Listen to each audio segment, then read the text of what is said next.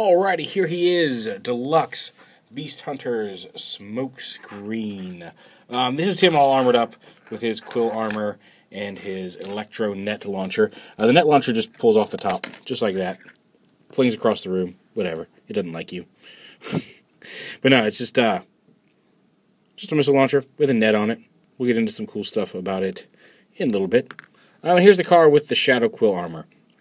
We first saw pictures of him wearing it. Everybody wondered if it was removable. We since saw pictures that show that it was.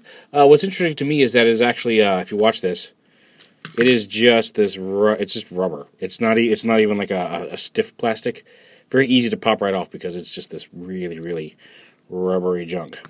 Not really junk. I mean, it's kind of cool for what it is, but it's rubbery. Same with the net on the missile, and we'll go ahead and talk about that. Because much like, like I said, the missile fires, it's weighted down by this net. But much like Wheeljack's little shooting disc that can fit around Predaking's neck, and I don't know which one this one's designed for, but like if you shoot it out, if you want to have it so that somebody has been caught, you can pull this off the missile. And if you look, the two edges here are molded differently because it's made that you can wrap it around somebody. And you can actually, with the soft rubber, tab this into here and have the net actually stay wrapped around. You just peg it in there. Wrapped around the limb of somebody. You can catch, you can wrap around Dino neck or something. Maybe that even fits around Predaking's neck, I don't know. But yeah, you can use it as a net wrapped around the limb of somebody, like you shot it and caught him, which I think is kind of cool. And just pop it right back off. Slide it back on the missile. It also means you can use the gun as just a gun with the missile. If you want to just pretend you're shooting a harpoon or something, you don't have to have that net on there, which again is kind of nice. It gives you that option. And we'll put that off to the side. We'll show that how it attaches in robot mode. Here's a quick comparison of with his Arms Micron self, the only other previous version of Smokescreen, which was just a remold of Knockout. And again, there you go. You can see Smokescreen has a little bit more of that race car look that he's got. Arms Micron has the shininess that I think Smokescreen has. So yeah, just a quick comparison. Now you also notice that he's a little bigger in vehicle mode here in Beast Hunters than he is in the Arms Micron line. So yeah, just a quick little, get it back in the camera. Quick little vehicle mode comparison there between the two of them. So on to the transformation.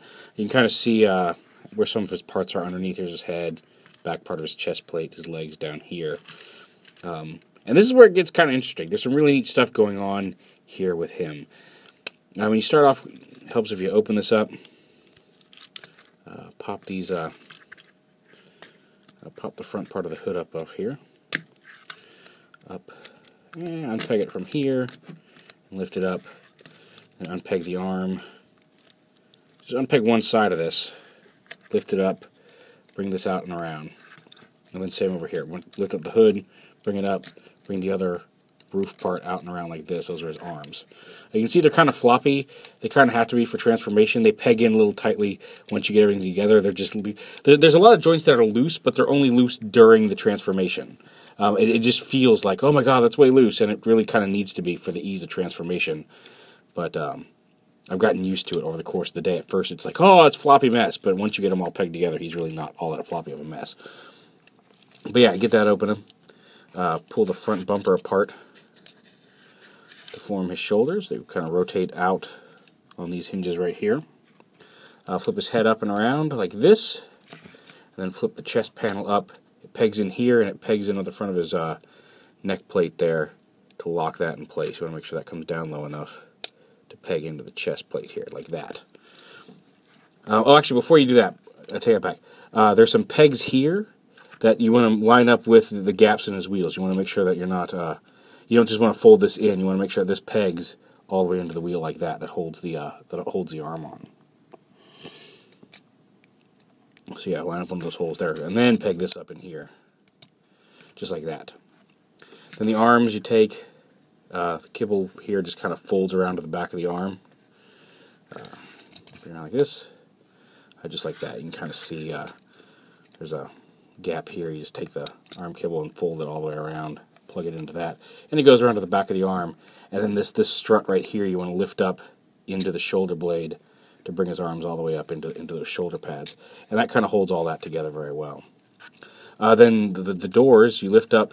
They're on an assembly right here. You lift this whole assembly up, fold the windows down, fold the doors in a little bit, and then there's a little. You can see there's a little gap here, and this thing is pegs right up into here, and that gives him his door wings, which is kind of cool. And then down on the bottom, you just split the legs apart like this, rotate the whole thing around at the waist. Now, his hips are a little loose. That's the one joint that, again, during transformation, you can see his legs are just kind of floppy loose. I might tighten that. It doesn't keep him. It doesn't cause him to keep falling over in robot mode. You stand him down, he's sturdy, but it's just due to all the weight down here in the bottom of the legs. It just feels a little loose.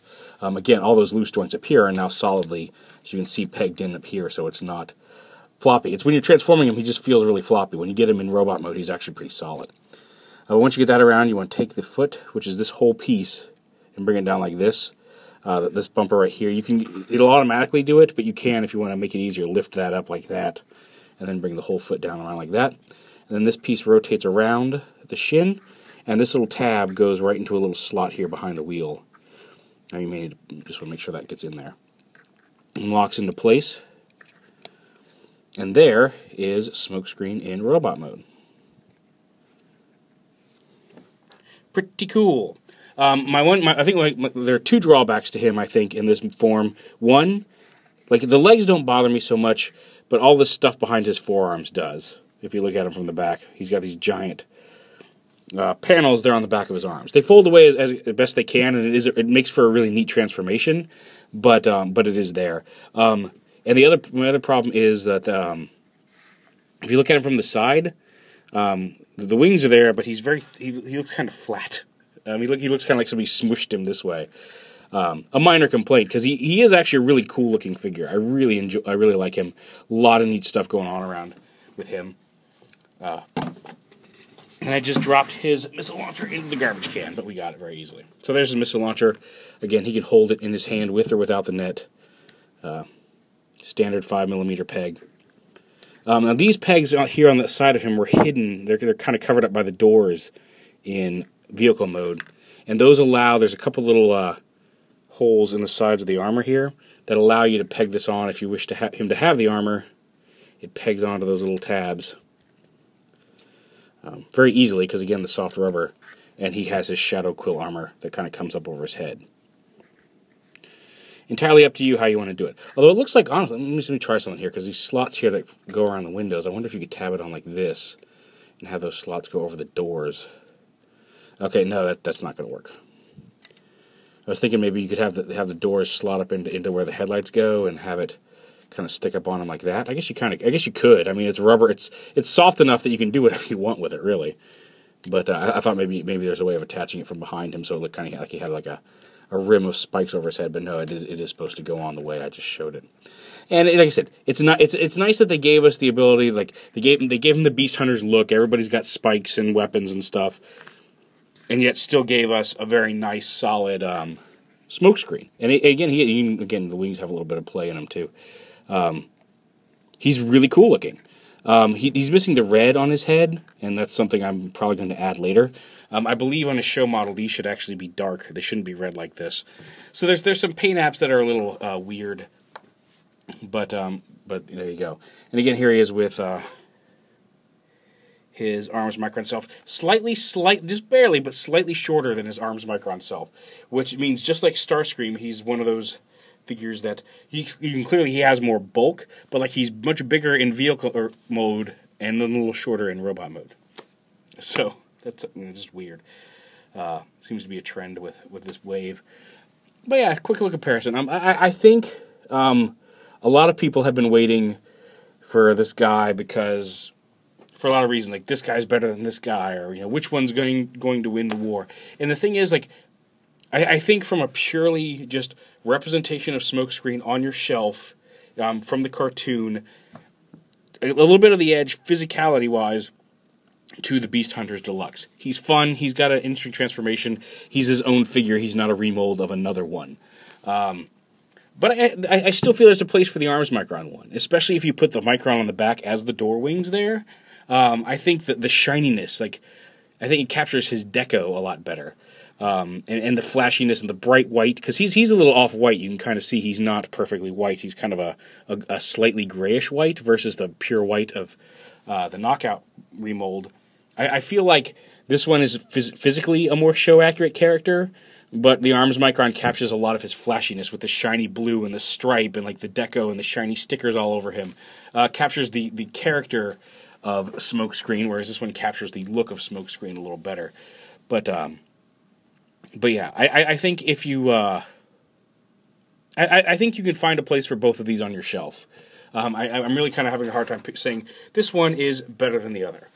I do think the Beast Hunters one does edge it out a little bit. One, it's cheaper if you pick it up in the U.S. Aside from importing the Arms Micron. It's its own mold, which accounts for a lot, I think, especially in some people's eyes, that it's not just a new head on the same body that the Arms Micron was. And there's a lot of neat stuff, and I like the option of giving him the armor or not as you see fit. So yeah, I do think the Beast Hunters one edges out, but if you already have this guy and you're not really feeling this guy, I don't think you need to rush out and get him. Likewise, if you're willing to wait for this guy, I don't think you need to rush out and import this one. I still think this is a great figure. I have no problems keeping both of these on my shelf. But, I mean, like, with this one now announced and coming out, and we know it's coming, I don't know if there's necessarily a need to go out and hunt this guy down like there would have been, like with Breakdown, who we haven't gotten a figure of here in the U.S. So yeah. But all in all, a great new figure in the Beast Hunters line, a nice version of Smokescreen, and yeah, he's just a lot of fun. So there it is, Beast Hunters Deluxe Smokescreen.